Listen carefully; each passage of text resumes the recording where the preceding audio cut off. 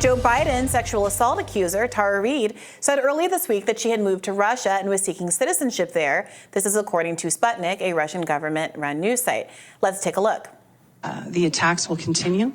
I only know that when I got off the plane in Moscow for the first time in a very long time, I felt safe, and I felt heard, and I felt respected.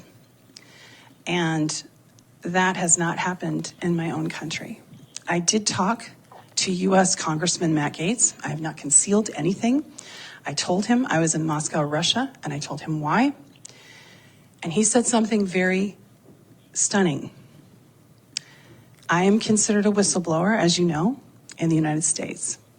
One of the cases I will be testifying is about how the DOJ and the FBI has weaponized by the Biden administration against its own citizens. So he said, Tara, you know, I'm worried about your physical safety.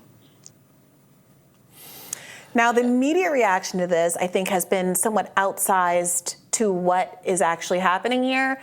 Tara Reade saying that she feels less safe in the United States, where, of course, the political implications of her raising her claim at the time that she did meant that she was very much treated differently, I would say, by the mainstream media, who did not seem to have any interest in weighing the credibility of her concerns the way they had with, for example, Christine Blasey Ford, who had accused Brett Kavanaugh of sexual assault when they were students together. Of course, nobody knows what happened in any of these instances except for the people there. But what we do know definitively is that the media treatment and interest in actually investigating and following up on some corroborated evidence that Tara Reade had was nil. Grossly different. And frankly, making this even more disgusting, I'm seeing a lot of, I've gotten personal messages that are off the record, so I won't share the people behind them, but people in mainstream media saying, oh, look at you. Yeah, how do you feel now? You took this more seriously than I did, but she's a Russian student. She's moving to Russia. So you must feel pretty stupid for even writing about this and covering it. And to be clear, I only said we should apply a standard evenly across the board. Right.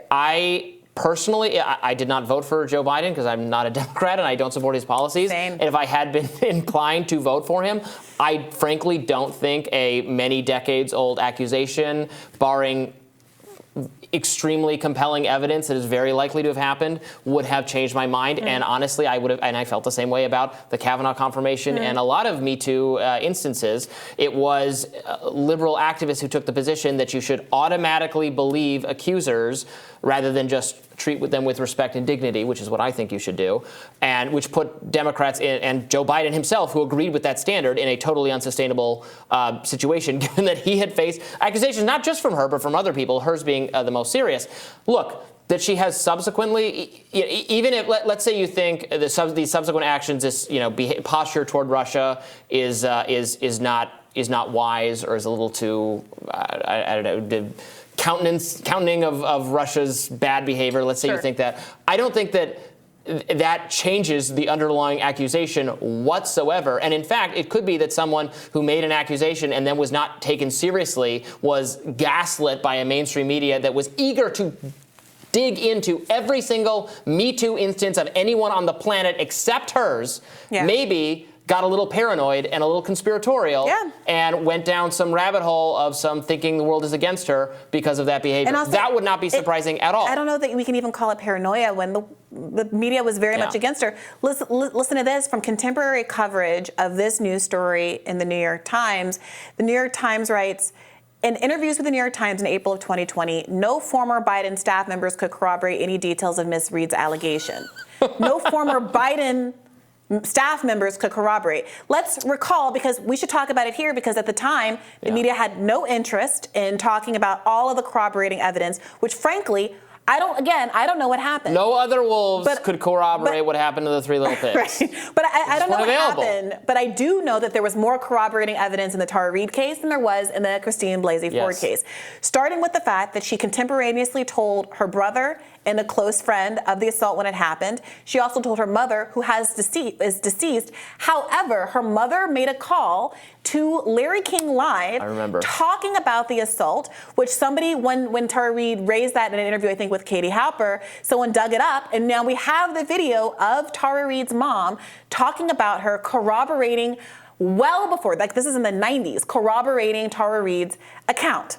Okay, this was in the event probably, or maybe it was in the early aughts, but the event happened.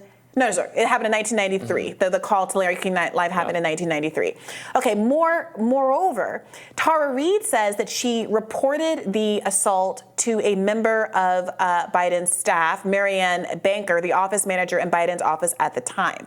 Now, this is maybe what the New York Times is alluding to, that when contacted, Marianne Banker said, she's never heard of this. She doesn't know that anything happened. But in an article in The Intercept, Ryan Grimm wrote, he pointed out that, quote, for Baker's statement to be true, Reade would have had to have lied to her friend, brother, and mother about having complained to Biden's office. And there's no obvious reasons to that. Now, people will say the timing is bad. She's coming up with this in April of 2020. This is political. But that doesn't explain why at 1993 and before, she had made all of these statements contemporaneously or near contemporaneously to other people in her lives. And that's something that no one in the media really reckoned with or engaged with in any way. And I don't remember there being any pressure at all on Baker to look through, to do document requests, record requests, try to see if there's any actually evidence that can corroborate on the office's side what Tara Reade had been saying. Yeah,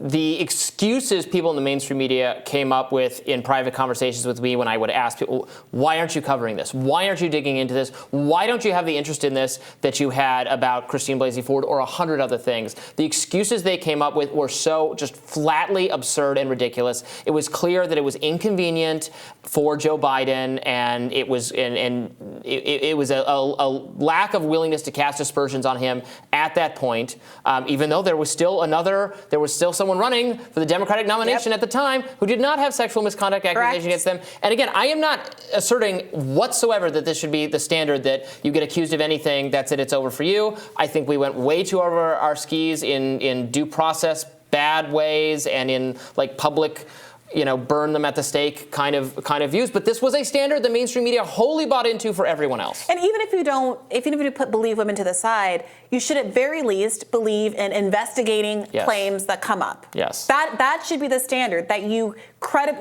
treat all of these claims as potentially credible, you investigate them, and either they are or they aren't. And in fact, we can't memory hole that there were a number of people who accused Joe Biden of sexual misconduct at the beginning of his campaign. His own vice president, Kamala Harris, said that she believed Biden's accusers. People like Alyssa Milano, who were key members of the Me Too movement, flipped on a head of a pin when it came to the accusations about Joe Biden, immediately ran cover him. People for him. People like Stacey Abrams were quartered on TV and made to say that they basically immediately, without having any opportunity to know anything about what happened, said that they believed Joe Biden. And watching this as a third party at the time was incredible. It was incredible to Alyssa Milano's former co-host, Rose McGowan, who went ballistic about it. It was like, are you kidding me? Yep. And in fact, Melissa Milano founded a podcast pro-Joe, and had Joe Biden on as her first guest on her Me Too Times Up podcast. In the midst of all of these allegations in the spring of 2020. It was disgusting. And to the extent that people did not believe that the Me Too movement was in good faith, I think that many people, it was in good faith. The people had experienced sexual assault and were so happy to be able to have space to voice their concerns. But the people many figures who were running the movement, who ended up running cover for Joe Biden, really undermined the legitimate interests of women and men who have been assaulted over time. And it did a horrible disservice to the things that they had experienced. Yeah. But I guess we're the idiots now that Tara Reade has moved to Russia. Yeah. I guess we feel real bad about ourselves. And she's right. She is a whistleblower, and she has been threatened. And the media's response to her choice to move there, as maybe I think it's wise optically or overly credulous of her safety in Russia and all of these other kinds of things. Absolutely. Maybe she is being used as a pawn.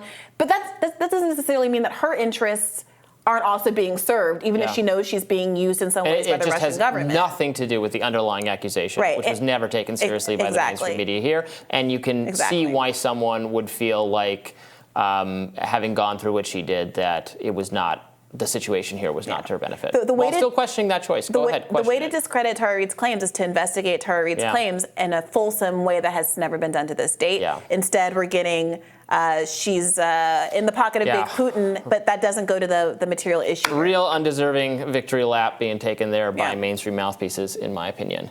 We'll have more Rising right after this.